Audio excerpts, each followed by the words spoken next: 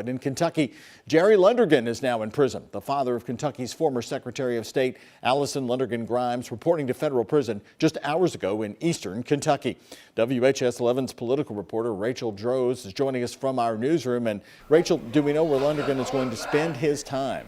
Yeah, Doug, according to the Federal Bureau of Prisons, Jerry Lundergan is at the Federal Correctional Institution Ashland. That is in northeastern Kentucky. He was ordered to report there at 2 p.m. today to start his 21-month sentence.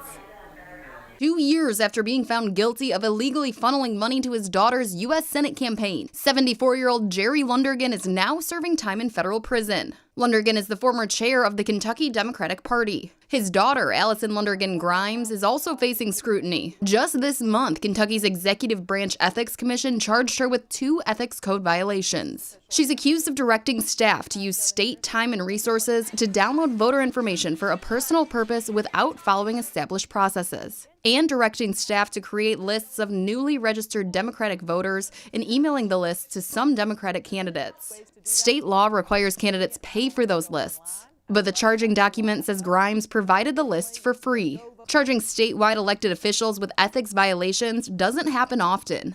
So we went from 2013 to 2021 before we charged a statewide elected official.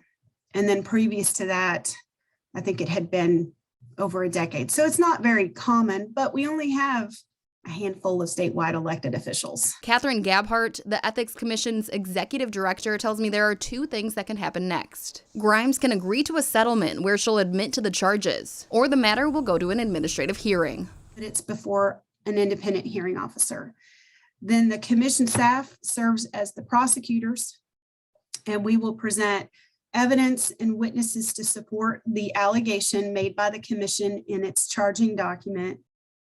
Now, if the commission rules she violated the ethics code, Grimes could face up to a $10,000 fine and a public reprimand, meaning the final opinion will be publicly posted. Reporting live in the newsroom, Rachel Droz, WHAS 11 on your side.